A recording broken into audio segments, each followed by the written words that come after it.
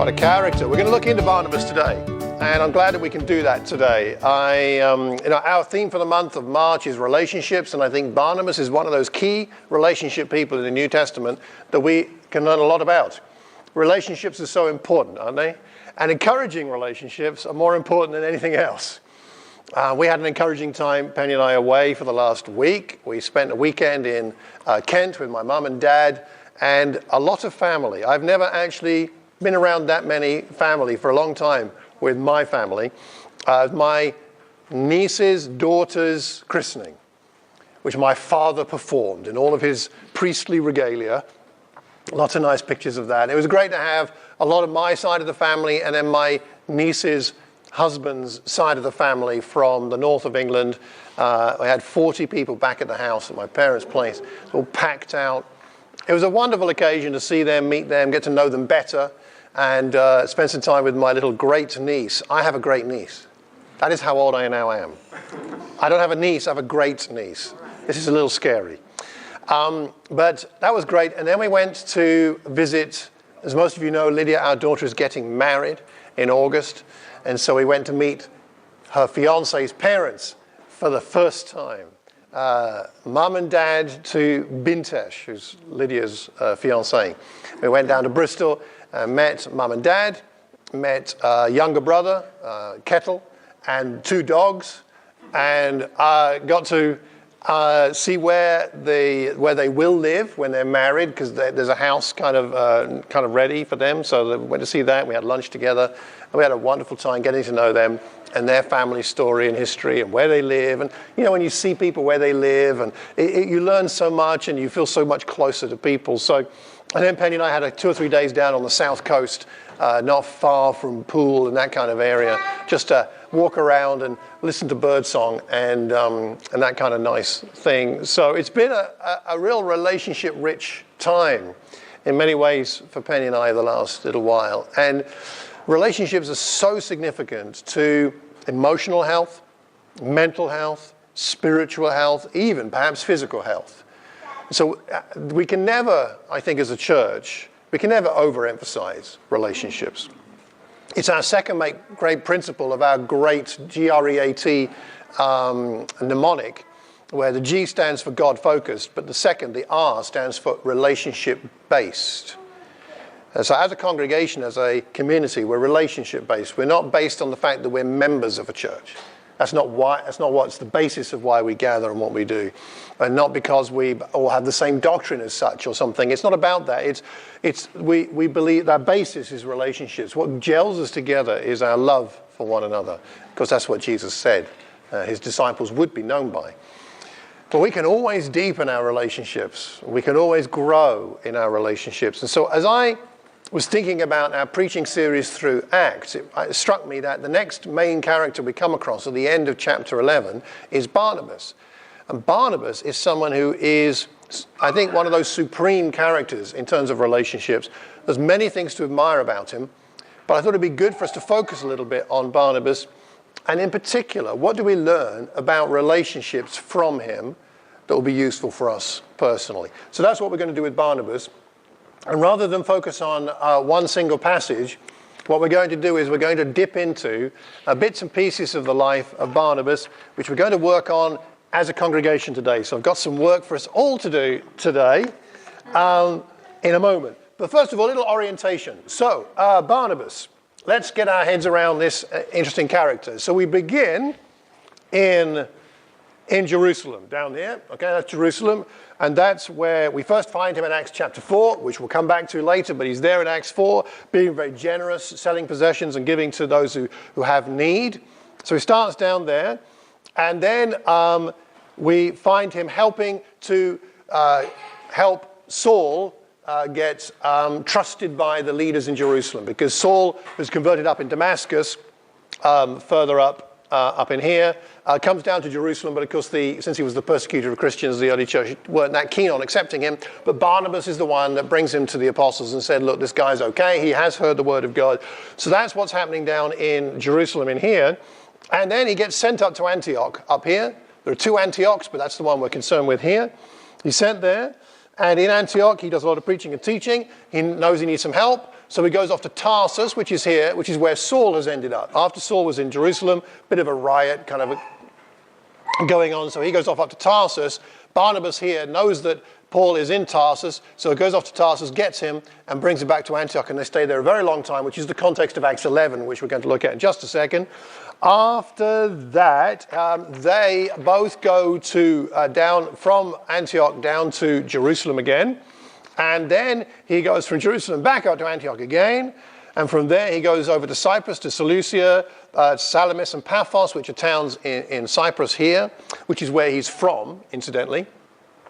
Then from there they head up to Perga and into the interior of what we would call Asia Minor at that time, and he heads off to Pisidian Antioch, to Iconium, and then on to Lystra and Derbe, and then back to Attalia and Antioch, then over back to Antioch, then down the coast to Phoenicia, and teaches and preaches in Phoenicia and Samaria, on his way back down to Jerusalem, where he heads in, where are we there? In chapter 15 for the council in Acts 15. So he ends up back down in Jerusalem.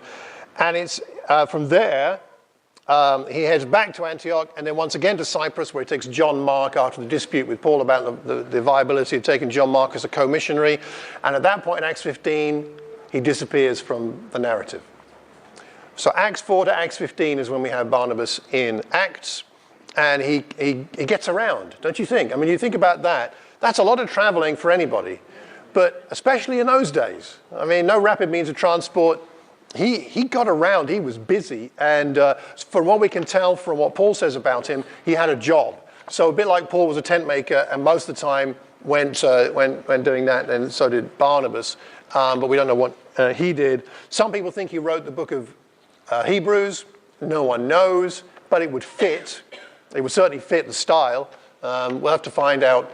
Well, we'll find out one day when we all get to heaven and we can ask that question. And whatever other questions you've been burning to ask of God, but we can wait on those. So that's what's going on. That's our friend Barnabas. Now, what I think would be fun to do, and what we're going to do, is I've got here, how many of these are there? I've got here, okay, one incident in Barnabas' life, which I'm going to ask us perhaps in pairs to do, all right? So I'm going to give you an incident in Barnabas' life in a section from the book of Acts, and I'm going to ask you to think about these three questions and then give a report on the Barnabas you see in this passage. Not the Barnabas big picture of everything, but the Barnabas you see in that particular passage I give you. What stands out about his character? What impact did he have on people around him or the kingdom of God, or both? And thirdly, what do we learn about healthy Christian relationships? Those three questions. Now, there's a lot we can learn about Barnabas that isn't connected with the relationship specifically, but what I'd like us to do today for this exercise is focus on particularly what you see taught, exemplified, or by implication there about his ability in relationships. What do we learn about that? That's the key question, really. Can we do that? All right, so some of the incidents are short, like 2 verses. Some are a whole chapter. If you get a whole chapter, like someone's going to get Acts 15, don't read the whole thing and spend 15 minutes analyzing everything. That's not what we're doing today. Skim it. Look for Barnabas. What's going on around him? Why is he there? What's he doing? What does that tell you? I'm not saying be superficial. I would never say that in a sermon. Don't be superficial. But on the other hand, understand the purpose of what we're trying to achieve today is get this picture of Barnabas. All right? Okay, so I'm going to hand these out and then pick someone to do it with you. And these 3 questions. So I don't know what to do here. Let me just go around. So there's Acts 15. Someone can have Acts 15. Acts 14 maybe. Bill, I'm back to that. Who wants Acts 12? You can have Acts 12. All right. Acts 11, verse 30. You've only got one verse, the 2 of you. Acts 13, another section from Acts 13, because there's 2 bits. Acts 11, another bit from Acts 11. Can you give that one to Chantal and Penny over there? Okay, what else we got here? Acts 4. Who needs Acts 4? Acts 4? Thank you. And Leon, can I give you Acts 11? That other section of Acts 11? Okay, and I'm going to keep hold of this one. All right, so I'm going to give you, how long do you want? 10 minutes? 10 minutes? Be enough? Okay, 10 minutes and then a report from everybody. A brief report on those 3 questions. Excellent. I think he might be, in the New Testament, one of the most, it might be the most underappreciated New Testament character. When's the last time you heard a sermon on Barnabas? You know, Paul, yeah. Timothy, maybe. Peter, certainly. Maybe even James. But Barnabas, I don't know, it's been a while. So part of doing this exercise is to pique our own interest and say, you know, why don't we all go away and study a bit more about Barnabas? So here's what we'll do. Let's go through chronologically through the book of Acts, pick out a few things, and then I'll sum up with some thoughts. So we'll start. Who had Acts 4? Who has that? You guys? You have as well? Did I give you? No, you have Acts 4. So to summarize what's happening in Acts 4, Barnabas sells a field and gives the money to the apostles, and it lays it at the apostles' feet for the meeting of needs of the Christian congregation in Jerusalem. What did you notice? Sacrificial. Kind-hearted. Certainly kind. And then about the second point on the impact he had on people and things God, we felt that he wanted to advance God's kingdom. He wanted to advance the kingdom. Yes. And the last point, we felt that the healthy Christian relationships were shown by the fact that there was sharing going on, and that because the disciples, the apostles, the believers were putting God first, they therefore were one in heart and mind. They were like they had a unified goal, if you will, and because of that, they cared about others. That it was encouraging to be around them. Yep. Because no one's needs were overlooked. So everyone, right. So everyone felt very encouraged. Right. I think it's very impressive that he was so sacrificial. Land is a big deal. Selling land is a big deal in that culture, like many see it still today. And so it's a big deal. I think what it tells us a lot about the relationships, as you say, is that firstly, he knows the needs. He's not someone who's on the periphery of church life here. He knows there are needs. Secondly, he knows he's not the person to meet the need directly. So he knows what his role is in helping. So he sells what he has to give to the apostles who know how to figure out how to meet those needs. So there's a understanding of his role in a sense, I suppose, here. And there's compassion that leads him to be very sacrificial. Very significant. So quite a few things here. And I also like the fact that he participates in what is needed rather than looking to benefit. Here is someone who says, I've got something everybody else needs, I'll contribute to it, rather than what be given to. So that's Acts 4. Okay, who's got Acts 9 is next, I think. Who has Acts 9? You guys have Acts 9. So in Acts 9, what's going on in Acts 9? Saul becomes a Christian. He starts preaching in Damascus, gets in trouble, goes to Jerusalem. People in Jerusalem are like, you must be joking, you're not joining us. You used to kill all our friends. And then Barnabas is the one who takes Paul, brings him to the apostles, and then tells the whole story about how Paul became a Christian, and he gets accepted. Okay, so what do we learn from this? We thought he was brave. Yeah. Very brave. He was outspoken in that he went out of his way to speak to somebody who could have been a wolf in sheep's clothing. Yes, he could have been. It was very brave, yes. He was able to see the best in people. Saw the best, yeah. And he was obviously gifted at intercession. Yes. That he was then able to negotiate between the apostles and Saul.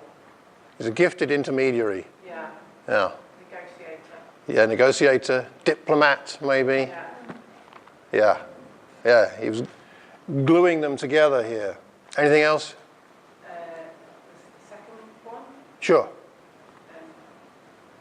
He brought in a really good speaker to meet the needs of the church.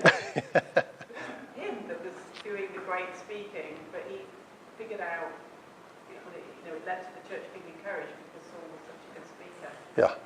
Yeah. Okay, anything else? And we thought it was good to keep an open mind to hear each other's needs. It's hard for us to grasp what it must have been like for the early church to hear that Saul might have become a Christian and wants to join the church. It's difficult for us to understand how terrifying that must have been, and therefore how brave it must have been of Barnabas to not only go and meet Saul, to actually even meet him, but secondly, to risk his own reputation of bringing him into the fellowship and introducing him to people. He must have also had a good relationship with the apostles, because he's able to speak to the apostles on behalf of Paul.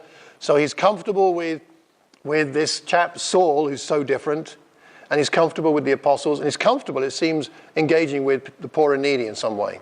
So we're learning a lot about Barnabas here. Okay, that's Acts 9. We're moving on to Acts 11, 22 to 24. Who had that one?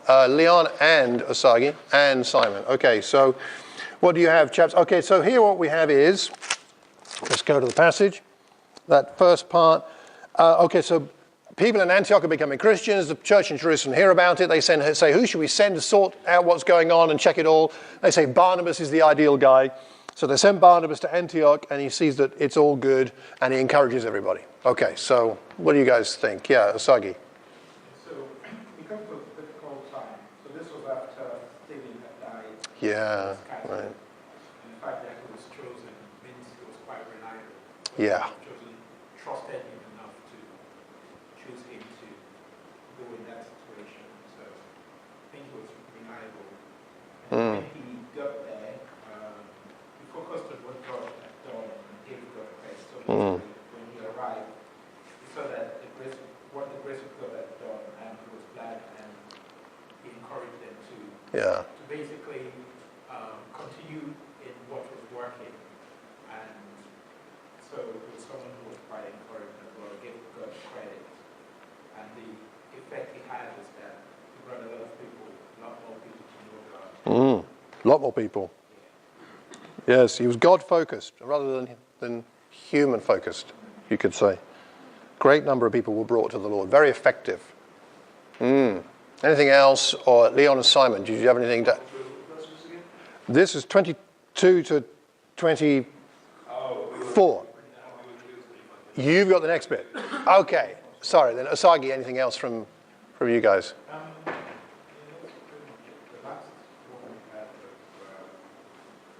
already said that. Just encouraging them to Yeah. stay fast. Stay true to the Lord with all their heart. Trusted. To be delegated to do something brand new. And this has never happened before in the church's life. This is a brand new situation. Who do you trust? You trust Barnabas. Someone who wants to encourage people, who sees God at work when God's at work, and God-focused, not human-focused. Super. All right, we're moving on to, must be your bit, is it? 25 to 26? Yeah, so the church in Antioch. Barnabas goes to Tarsus to look for Saul, brings him back to Antioch, and there's a lot of teaching and preaching goes on for a while. So in the context of what we just heard, I think it's Saul that Barnabas has got a good friendship when he goes back. He looks for Saul when he goes back to reconnect. Looks for him. He has good memories of that friendship. He goes, and he does that, and he spends a year with him. Spends A long time together. Yeah, for a whole year. Oh. I think the thing that we were talking about was very much that they were acting in partnership. You don't see Partnership. You don't see Barnabas was preaching and Saul was helping, or Saul was preaching and Barnabas was helping. So together, it's very much. They are together. They were working together. I think, and in terms of the impact as well. Yeah, sorry. It's obviously a massive impact because they were coined Christians, at that particular stage. A new word was invented as a result of their ministry. Yeah. Allegedly by other people, Yeah. but obviously there's a massive impact. But I think Barnabas showed a lot of wisdom here, getting the right person to make that impact big. Yeah. And had a great function. Yeah, that's a good point. The other thing we were talking about was the fact that a lot of Acts is about preaching the words to the lost, but this section is about preaching, about teaching the church. Maybe it's to the point of consolidation of the church. Consolidating what the church is about. Yeah, different chapters, in a sense, in that church's history. Earlier on, a lot of people are being brought to the Lord, and now it looks like the emphasis is on maturing the people who've come to the Lord. Different phases. Good point. I really like the idea that you've sparked in my mind, Simon, that Barnabas and Saul, but their work was so effective, the people around them had to figure out a new word to describe what they were doing, making Christians. Oh, you know you're having an impact when people are making up words to describe what you're doing. That's quite interesting.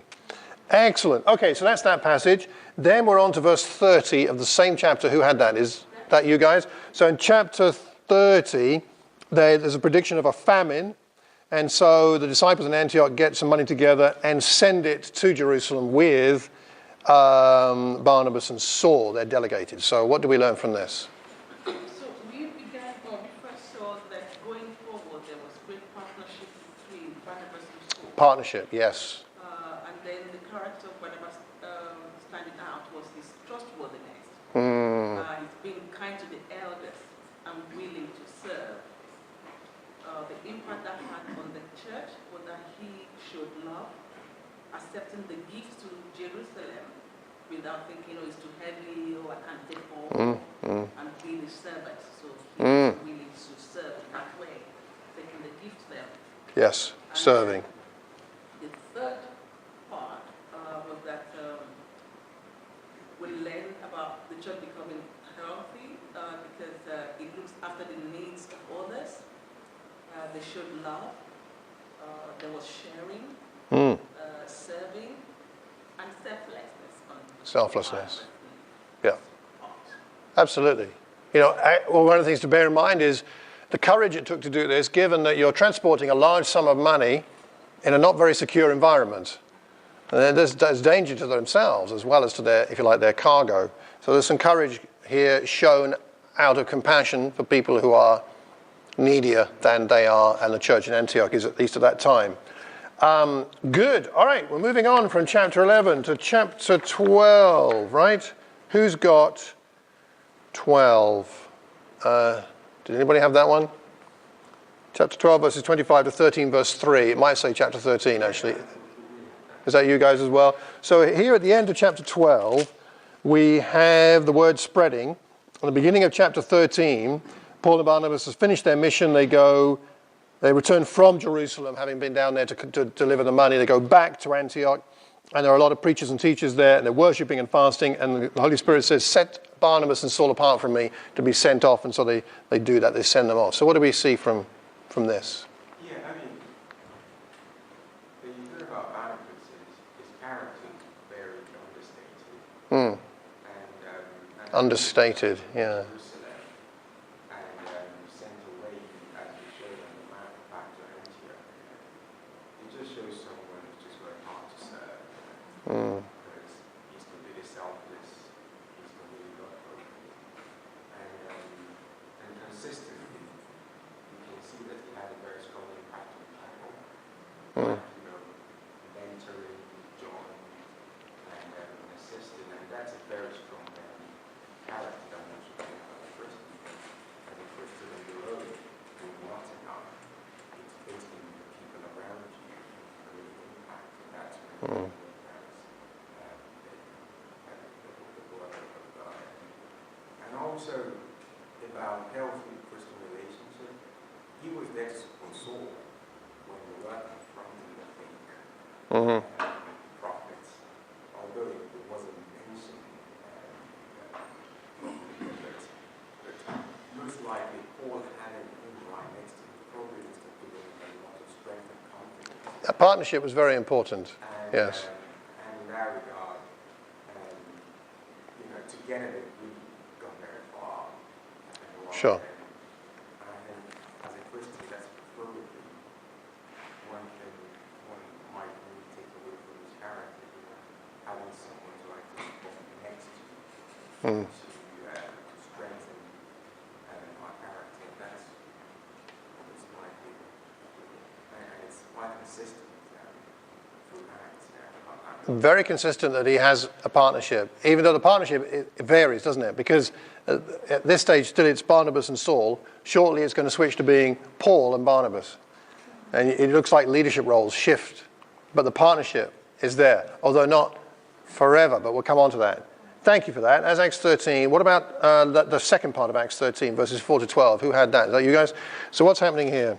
Cyprus. They go to Cyprus, they travel, they preach, they heal. A lot of good things are happening. Yes, what do we learn from what's going on Cyprus?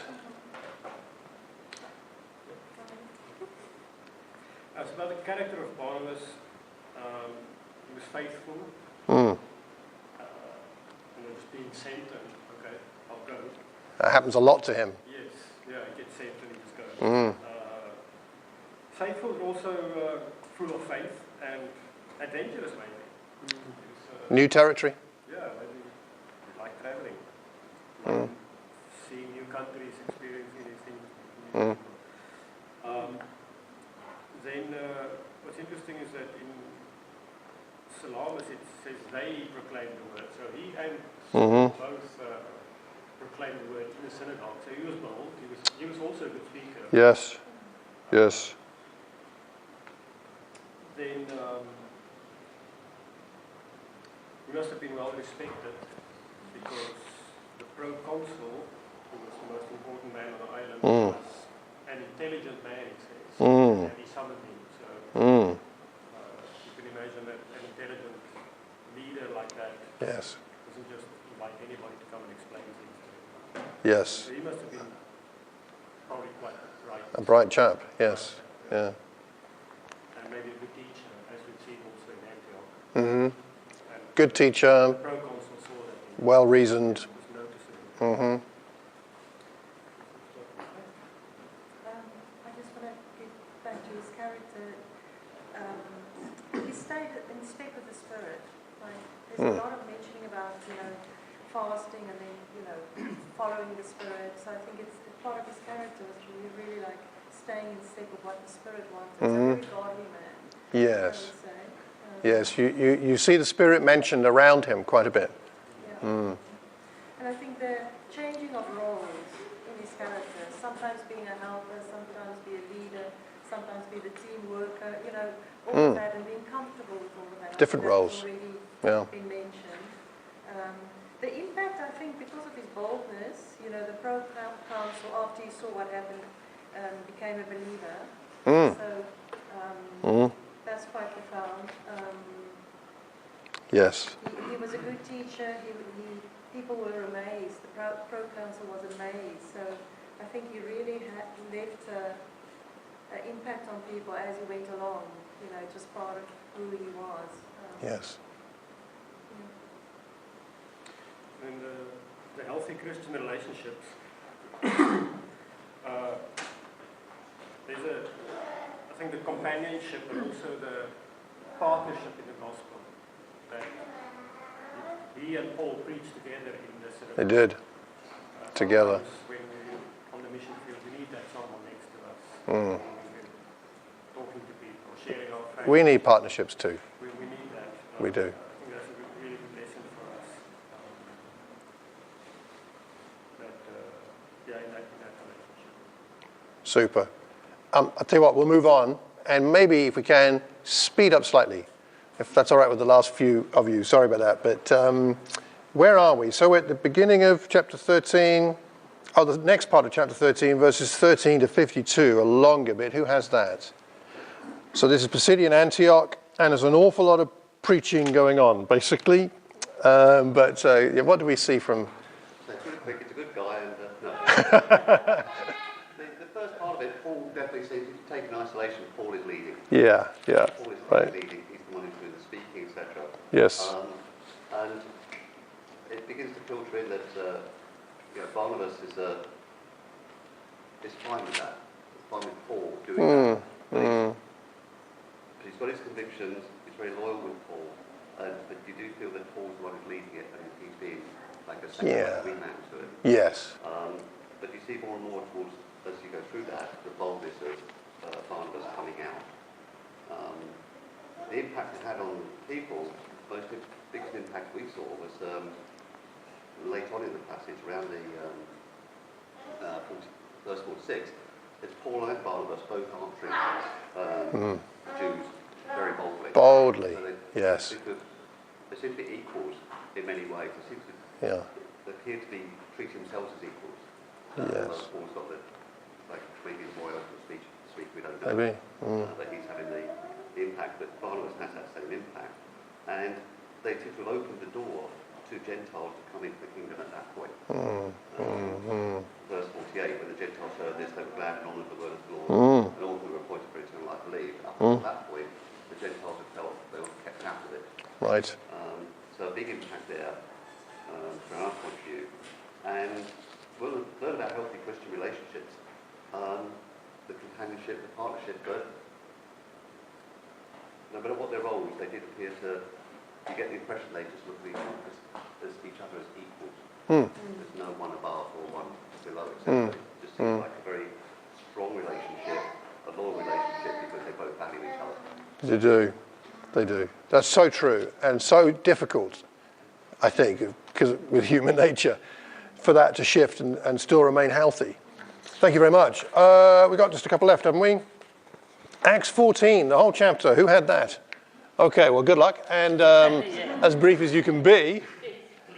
But Acts 14, lots of preaching. I said most of what I was going to say. But obviously they're very faithful with each other and faithful to their belief because they're healing people. A lot of healings, yes. And it's not just one of them because they both talked in the beginning of the chapter. They both talked in the synagogue. So it wasn't just Paul that was talking. No, they both preached. So agreeing with him, what he was saying about they were almost classed as equal. So he was very faithful to Paul, obviously. Yeah. And I don't know, to heal people you have to have a very strong belief.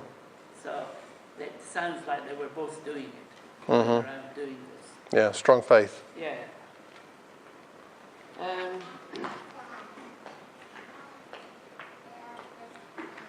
I mean, they obviously had a very strong impact on the people. Because half of the people that were there started to believe. So they're establishing churches in all these different places they go. Big impact. Can't think of anything else, actually. Anything else to add, Dan? Not really, not what's already been said. Barry hit a nail on the head really in terms of he was very comfortable in whatever role. It felt like, for me, it feels like whatever God wanted him to be, he'd be. If that makes sense. Yeah.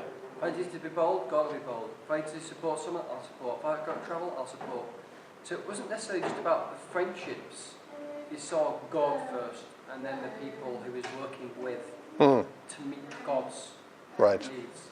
Not God's needs, but to basically carry out God's plan. The kingdom's needs, you could say, or the lost, whatever it took, whoever I've got to work with, who I've got to reconcile with, who I've got to be bold with, who I've got to disagree with, whatever. It was about God for him. His faith rose to the challenge of these different situations. Yeah. And you learn from people, I think, along the way, but he saw it as God. God was active, he was following. Yeah. Super. We'll finish with Acts 15. Is that you guys? All right. Again, the whole chapter. But there we go. So the council in Jerusalem, basically. Okay, so in this section, I think what we said about what stands out about the character of Barnabas is that our section is the bit where there's the argument about whether the Gentiles should be circumcised or not. So he was the way that he then argued back, it said that, Paul and him argued sharply back with the people who were saying this. He was very confident of his salvation and the salvation of others and what that meant for others. So I suppose that struck us, that he was just super confident in that, which is why he could argue back, but then also that he was humble enough to understand the importance of getting clarity on this issue as people move forward. And so then he was humble enough to go, not just to say, look, I know and I'm right, but to go to the elders and the apostles and establish that, and then to be the messenger to then take that back to the Antioch church, etc. The impact on people. Well, the Gentiles didn't have to be circumcised. So I would say That was quite a big impact, and many people were grateful. Indeed. What do we learn about healthy Christian relationships? Well, he clearly forgave, and he had a lot of time. You know, he forgave Paul and Yes. was the spokesperson and the kind of the fan, Paul's Yes. fan and fighter and whatever. But he also forgave Mark for you know, later at the end of that chapter. So strongly that, you know, he did obviously enter into his disagreement then with Paul. But what impressed me was that despite disagreements and things like that obviously went on, that never stopped him going about God's work. It didn't make him bitter and start to get critical about the church or anything like that. It didn't stop him going about God's work. So, yeah. So because when I looked at the healthy Christian relationships, I guess I was thinking about peer-to-peer, but also his relationship with God was so healthy that nothing held him back from. Yes, he found the strength to continue to serve. Yeah. Even going through some quite challenging times personally.